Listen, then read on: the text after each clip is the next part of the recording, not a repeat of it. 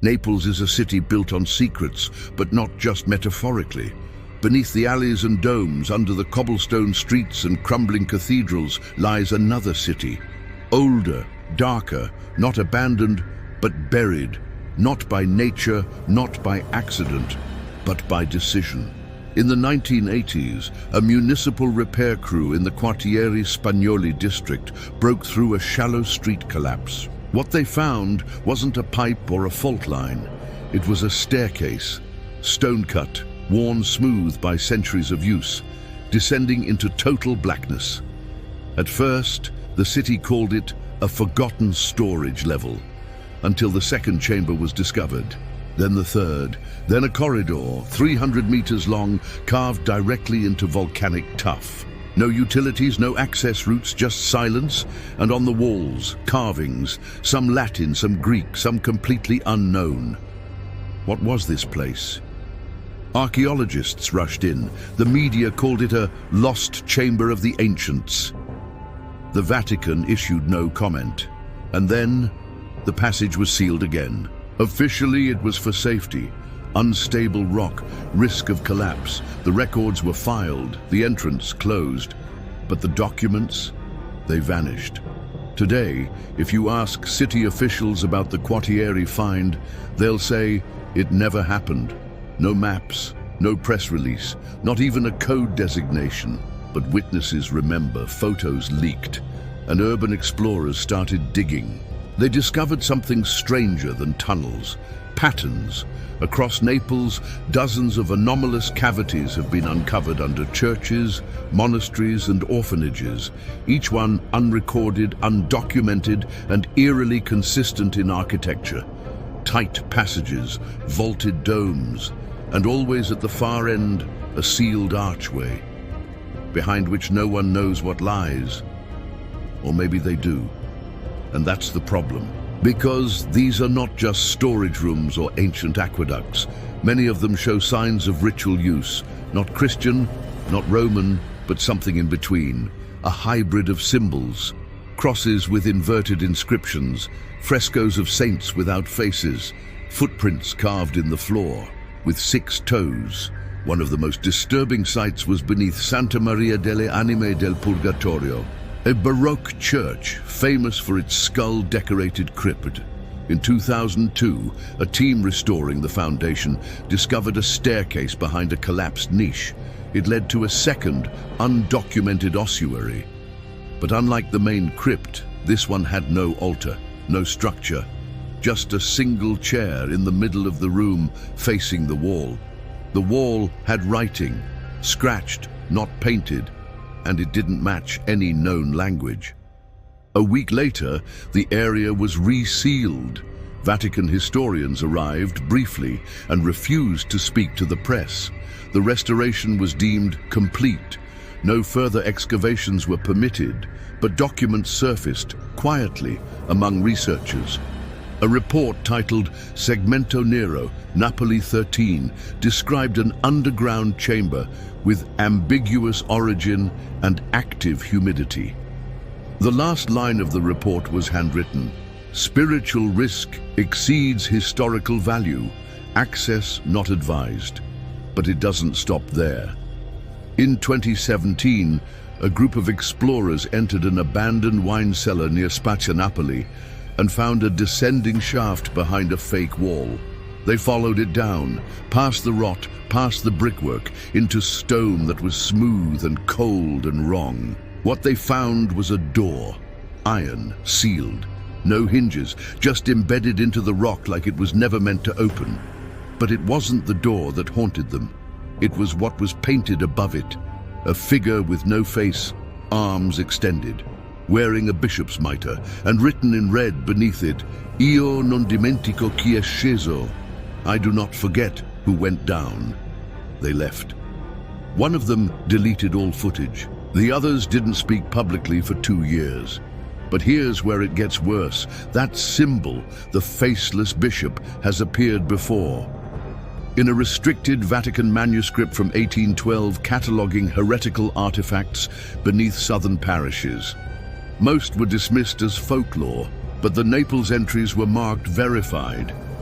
Why would the Vatican keep record of a forgotten underground figure? Why mark it verified? And why allow a modern city to be built directly above it, unless this wasn't something they lost? It was something they chose to bury, and now cracks are forming. Literally. In 2023, tremors shook the Via dei Tribunali. A section of the road dipped, exposing a ventilation shaft that wasn't connected to any known infrastructure. Officials filled it, claimed it was settling, but a local professor snapped photos. What she captured was a stairway descending, and just visible at the base, a torch holder carved into the wall. Modern Naples doesn't use torchlight. What happens when the symbols on a church wall don't belong to the church? That is the question that shook Italian historians when leaked sketches from the Naples crypt system began circulating in private academic circles. Symbols once dismissed as decorative or folkloric began to repeat precisely across multiple underground chambers, all sealed before the modern era. But what terrified them wasn't the art, it was the intention behind it. One mark in particular drew attention. A vertical line intersected by 2 horizontal bars, surrounded by 6 inverted stars. To most eyes, it looked like a crude variant of the Cross of Lorraine. But the spacing was wrong, and it appeared not on altars, but above doorways, often scorched.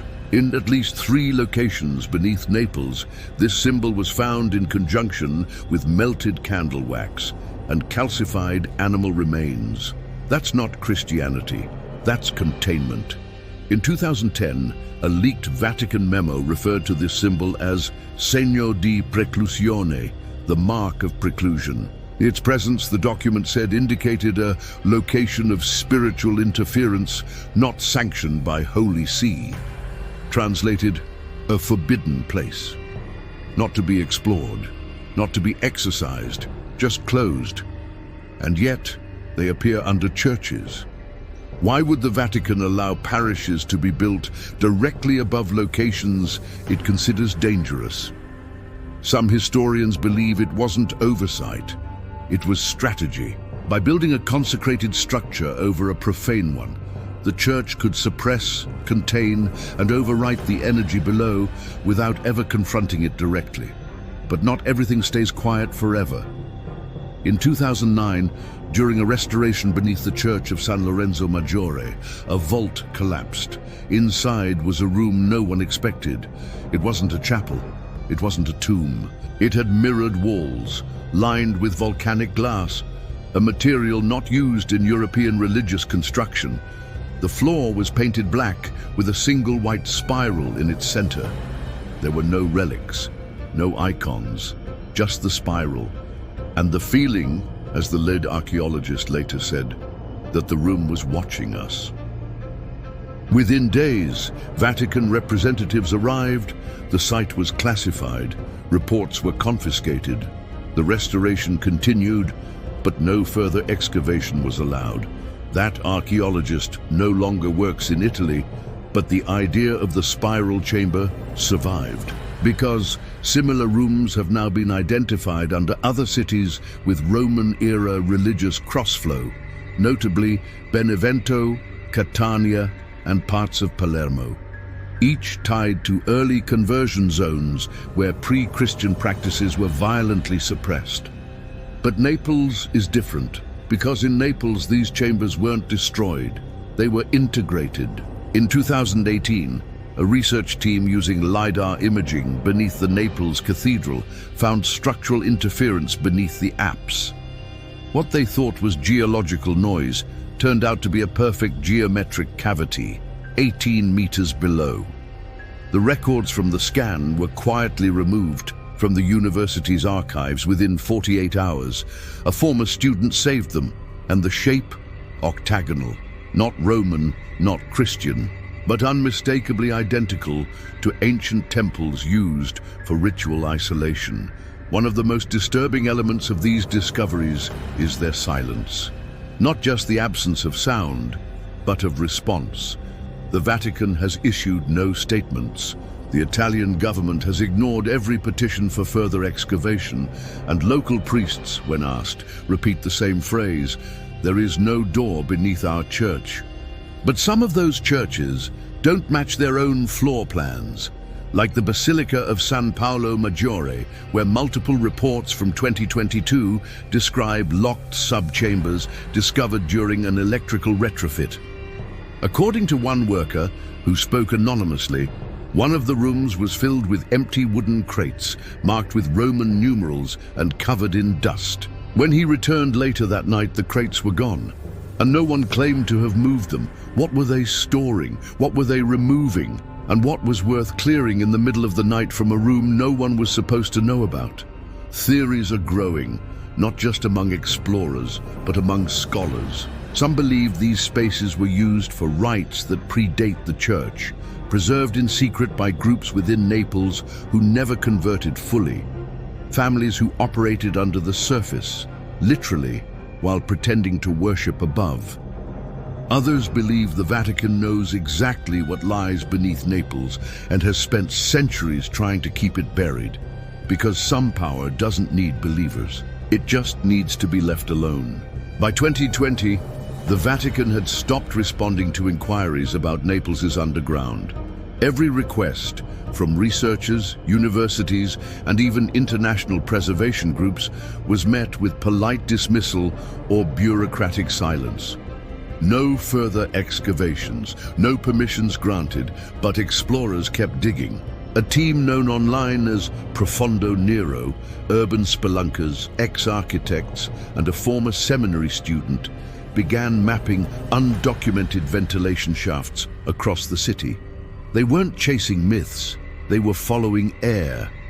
Because something beneath Naples was still circulating, most ancient chambers are stagnant. Air sits, dust rests, silence dominates. But several of these forgotten vaults had active airflow, not from city infrastructure, but from natural push and pull, like lungs exhaling.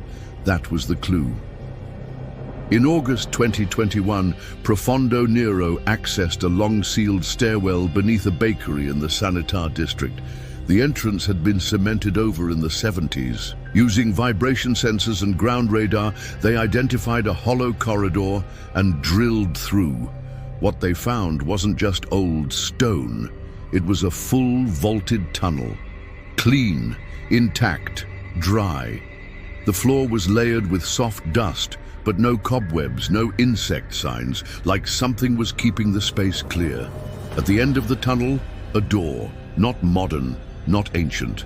Heavy, bolted, and ice-cold to the touch despite the summer heat above. Above it, scratched into the stone in Latin, non ultra memoriam. Not beyond memory. They didn't open it, but they recorded everything. When the footage was uploaded, it was pulled within 48 hours. 3 days later, the group's account was deleted. Their personal profiles went offline. Only one video was mirrored by another explorer, low resolution, glitched, but real. And in it, something chilling appears in the final frame, a reflection in the dust on the tunnel floor. Faint, distorted, a figure standing behind them, though no one else had been in the shaft. Was it a trick of the light, a shadow, or something that had never left? And here's where the mystery deepens.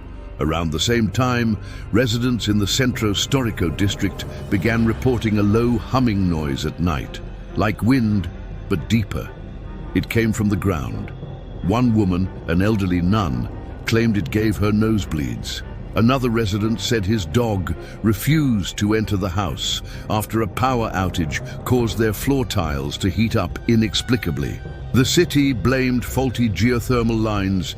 The problem was, there are none in that area, so what's causing it? Some believe the underground city, or what's left of it, is shifting.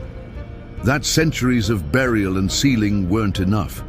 That the structures beneath Naples were designed not just to house people, but something else, something that needed containment. There's a pattern to these places. Where the seal is strongest, airflow is active. Where symbols appear, temperature drops. Where mirrors are found, audio interference begins.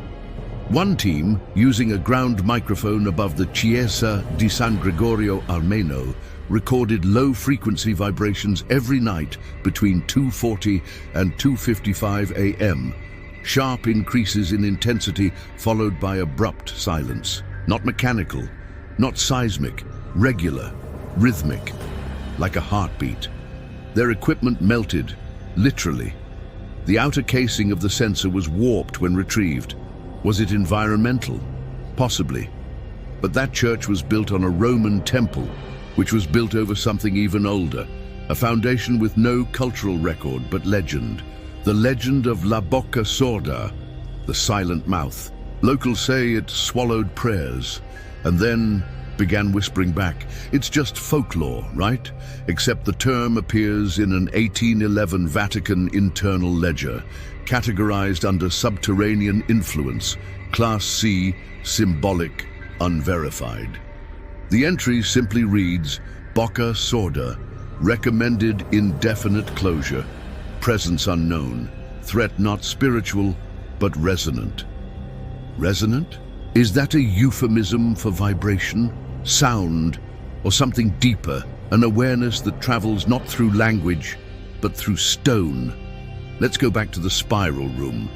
One of the few images recovered before the Vatican took over San Lorenzo's substructure shows a nearly perfect spiral burned into the ground, not painted. Carbon residue confirmed that heat, not ink, created it, and in the center of the spiral, a small depression, like a bowl, but lined with tiny metal slivers, not iron, not bronze, tested and labeled unknown alloy. Who built it? Why was it burning? And why is there no record of its existence prior to that week? Because maybe it was never meant to be recorded.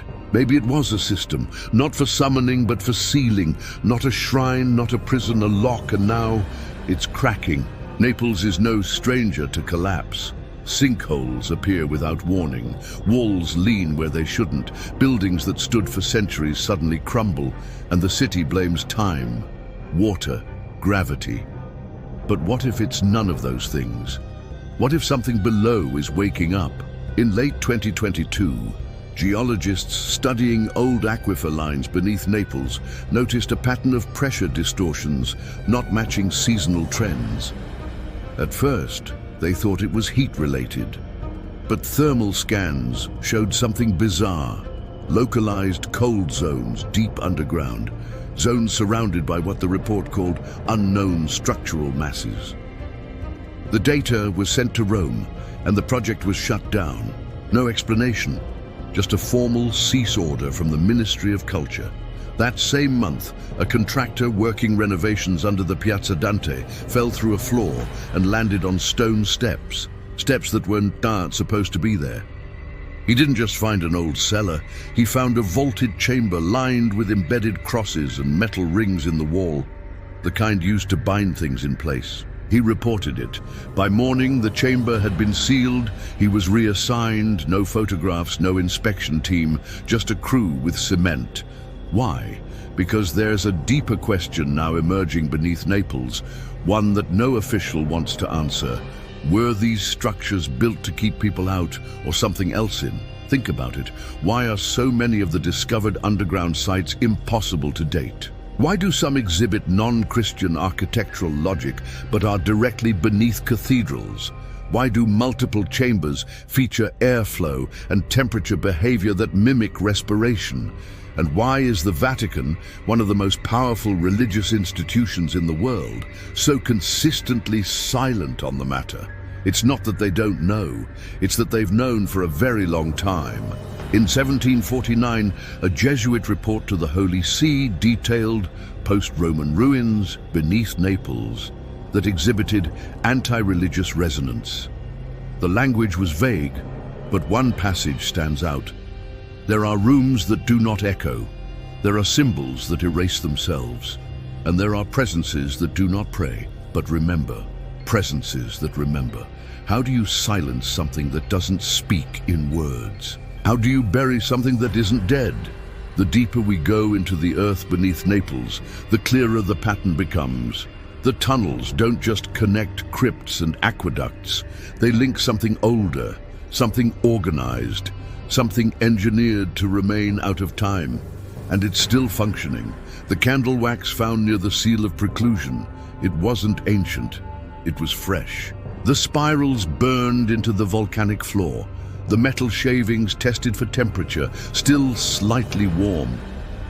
What does that mean? It means we're not just uncovering history. We're disturbing a system that may have never stopped working. One Vatican document recovered by independent researchers referenced a term rarely used outside of internal clergy training: memoria incorporea, the memory that does not forget even when its people do. According to the document, some sites, especially in Naples and parts of southern Italy, are labeled not as relic zones, but as containment zones. Zones built not to protect the public from the past, but to protect the church from what lies underneath. If that's true, then the silence isn't incompetence. It's preservation, not of truth, but of fear. Because when you trace the spirals, the chambers, the airflow, and the sealed vaults, you begin to see a pattern. Not random, not spiritual, intentional. A map of something that still exists, still breathes. Maybe not alive in the way we know, but not dead either. Naples built over it, the church prayed over it, the people forgot it. But it didn't forget them. And as buildings collapse, as cracks form, as vaults shift and stairways reappear in the shadows, the question becomes less about what's down there, and more about what happens when it finally gets out. So now we ask, was the underground city of Naples ever lost, or was it simply waiting?